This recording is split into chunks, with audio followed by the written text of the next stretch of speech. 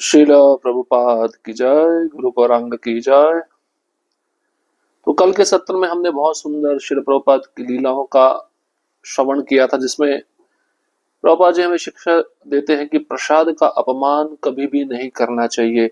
एक चावल का दाना भी अगर जमीन पर गिरा हो तो उसको भी दंड भोगना पड़ता है।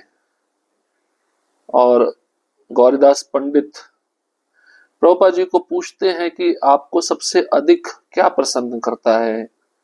तो प्रभुपाद जी सरल भाषा में उत्तर देते हैं, अगर शिष्य कृष्ण के प्रति अपने प्रेम को विकसित करे तो ये गुरु को अधिक प्रसन्न करता है। और प्रभुपाद जी ने स्पष्ट कहा कि इन पुस्तकों को स्वयं कृष्ण ने लिखा है, इसलिए इन पुस्तकों को मैं बार बार सुनता हूँ, बार बार पढ़ता हूँ। और श्री प्रभुपाद ने अपने आचरण से ये भी सिखाया कि जब हम अपने गुरु का नाम ज्यादा उच्चारण करते तो गुरु को ये पसंद नहीं आता। गुरु चाहते हैं कि कृष्ण का नाम उच्चारण ज्यादा हो। तो कई शिष्य प्रभुपाद जी का नाम कीर्तन में उच्चारण कर रहे थे बारंबार। प्रभुपाद ने कहा उनको बोलो कृष्ण का नाम उच्चारण करें। शुद्ध भक्त अपना भी नाम उच्चारण नहीं करते हुए देखना चाहता। अब हम इन लीलाओं को और भी ज्यादा श्रवण करने का प्रयत्न करेंगे। मैं इस संसार में दो कारणों से प्रकट हुआ हूं।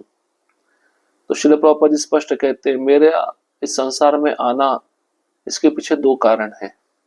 गौरीदास पंडित, एक सुबह स्वरूप दामोदर महाराज बगीचे में आए। वहां केवल 2-3 लोग ही थे। वे थोड़ी दूरी पर बैठ गए। प्रभुपाद ने पूछा, वे कौन है? मैंने कहा, स्वरूप दामोदर महाराज। प्रभुपाद ने कहा, उन्हें यहां बुलाओ।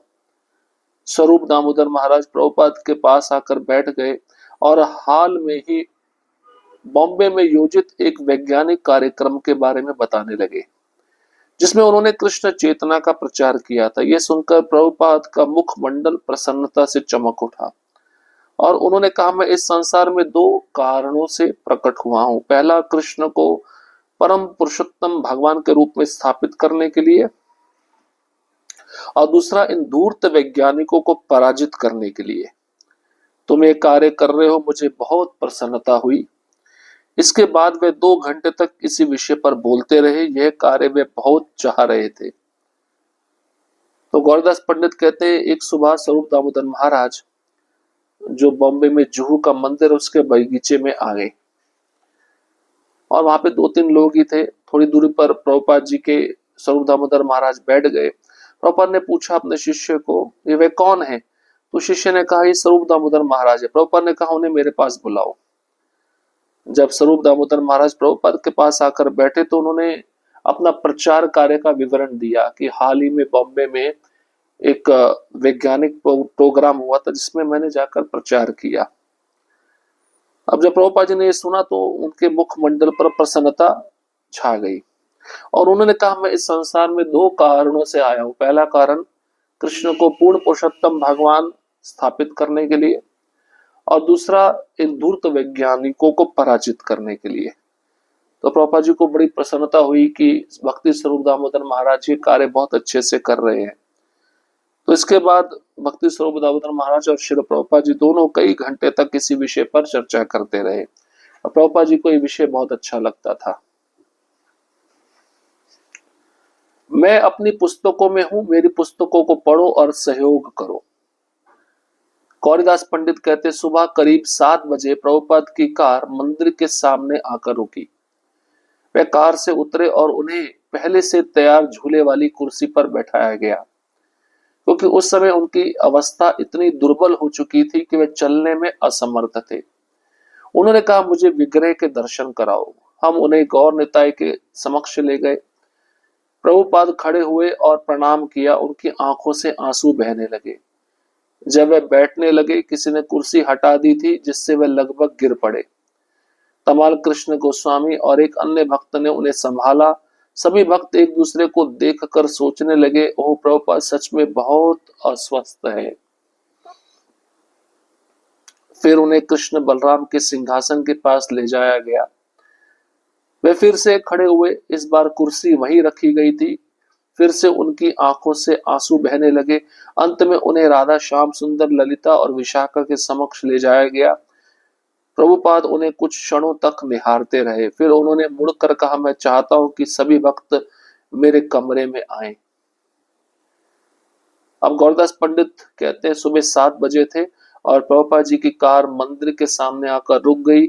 उस समय प्रभुपाद जी का शरीर इतना दुर्बल हो चुका था कि वह चल नहीं पाते थे, तो उनके लिए पहले से तैयार एक झूले वाली कुर्सी पर उनको बिठाया गया। अब प्रभुपाद जी ने कहा, मुझे विग्रह के दर्शन कराओ, भगवान के दर्शन कराओ। तो सबसे पहले शिष्य प्रभुपाद जी को गौर निताय के विग्रह के समक्ष ले गए। प्रभुपाद इतनी दुर्बल अवस्था में भी उस कुर्सी से खड़े हुए और उन्होंने विग्रह के समक्ष प्रणाम किया। ये होता है आचार्य, जो अपने आचरण से सिखाता है। शरीर दुर्बल होते हुए भी, अस्वस्थ होते हुए भी अपनी कुर्सी से खड़े होकर भगवान को प्रणाम करना। और प्रभुपाद जी जब दर्शन कर रहे थे गौर निताय के, तो उनकी आंखों से आंसू बह रहे थे। जैसे ही वह कुर्सी पर बैठने के लिए पीछे गए तो किसी ने वहां से कुर्सी हटा दी थी, जिससे वह गिर पड़े। तभी तमाल कृष्ण गोस्वामी और एक भक्त ने उन्हें संभाला और सभी भक्त प्रभुपाद जी के शरीर को देखकर सोचने लगे, प्रभुपाद जी सच में इतने अस्वस्थ हैं। फिर प्रभुपाद जी को कृष्ण बलराम के विग्रह के समक्ष ले जाया गया। फिर प्रभुपाद जी उसी कुर्सी से खड़े हुए और उन्होंने प्रणाम किया। इस बार कुर्सी वहीं पर रखी गई। प्रभुपाद जी की आंखों में आंसू बह रहे थे। फिर उसके बाद में प्रभुपाद जी ने राधा श्याम सुंदर ललिता विशाखा का दर्शन किया और कुछ क्षणों तक प्रभुपाद जी निहारते रहे राधा श्याम सुंदर जी को। और फिर मुड़कर प्रभुपाद जी ने अपने शिष्यों को कहा कि मैं चाहता हूं कि सभी भक्त मेरे कमरे में आए। ये वृंदावन मंदिर की लीला है, वृंदावन मंदिर में ये घटित हो रहा है। प्रभुपाद जी कुछ महत्वपूर्ण उपदेश देना चाहते हैं अपने शिष्यों को। हम उन्हें उनके कमरे में ले गए, जहां वे अपनी मेज के पीछे बैठ गए और सारे भक्त उस कक्ष में भर गए। जगह इतनी कम थी कि बहुत से भक्त दरवाजे और खिड़कियों से झांक रहे थे। चारों ओर भक्त ही भक्त थे। कमरा छोटा था। प्रभुपाद जी के आदेशानुसार सभी भक्त उस कमरे में आ गए। कमरा इतना भर गया, जिन भक्तों को जगह नहीं मिली वे कमरे के बाहर खिड़की से देखकर झांक रहे थे। चारों ओर भक्त ही भक्त थे। प्रभुपाद ने कहा, मैं यहाँ अपना शरीर छोड़ने के लिए आया हूँ, लेकिन तुम्हें शोक नहीं करना चाहिए, क्योंकि मैं अपनी पुस्तकों में तुम्हें सब कुछ दे दिया है। यदि तुम केवल मेरी पुस्तकों को पढ़ो और अपने गुरु भाइयों के साथ सहयोग करो तो सब कुछ ठीक चलता रहेगा। कुछ भक्त रोने लगे, नहीं प्रभुपाद, आप हमें छोड़ नहीं सकते। प्रभुपाद ने पुनः वही वाक्य कहा, मैं अपनी पुस्तकों में हूं, मेरी पुस्तकों को पढ़ो और आपस में सहयोग करो। तो प्रभुपाद जी अपने कमरे में जब ले जाए गए, वहां अपनी मेज के पीछे वह बैठ गए और भक्त प्रभुपाद जी के कक्ष में भर गए थे।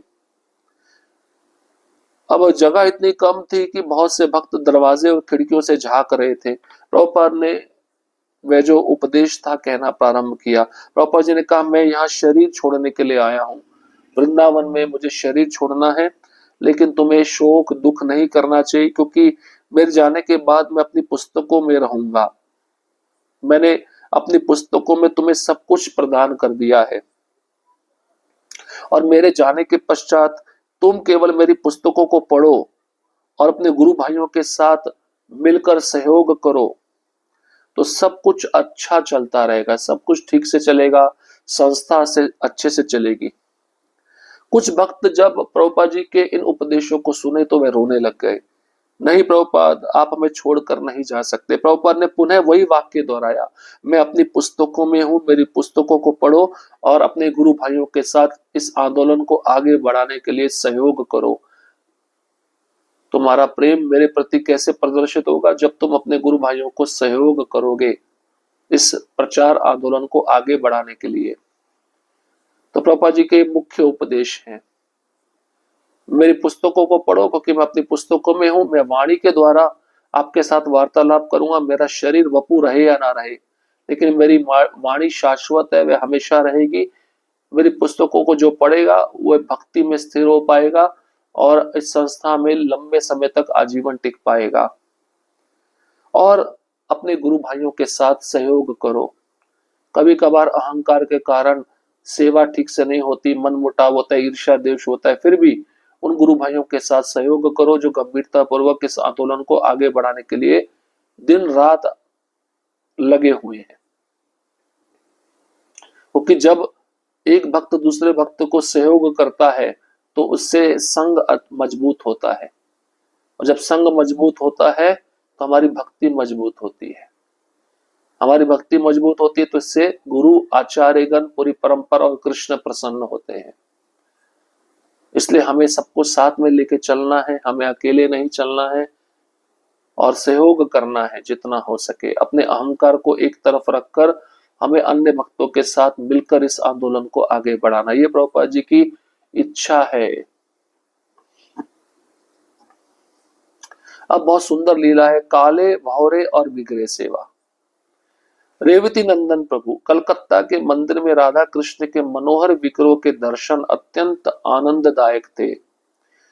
यमुना जी, कौशल्या जी, चित्रलेखा जी और देवानंद स्वामी के द्वारा उनकी सेवा अत्यंत सुंदर ढंग से हो रही थी। विग्रहों को अनेक छोटे छोटे सफेद मोगरे के फूलों तथा चंपा की मालाओं से सजाया गया था, जिससे वह देखने में अत्यंत सुंदर लग रहे थे और वातावरण मधुर सुगंध से भर गया था। विग्रहों के पीछे एक खिड़की थी जिससे प्रकाश भीतर आता था और कभी कभी कुछ काले भंवरे भी उस खिड़की से भीतर आ जाते थे। वे विग्रहों के चारों ओर मंडराते, किसी फूल पर बैठते, फिर बाहर चले जाते। प्रभुपाद ने कहा, जब ये काले भंवरे आते हैं तो ये इस बात का संकेत होता है कि कृष्ण विग्रह सेवा से प्रसन्न है।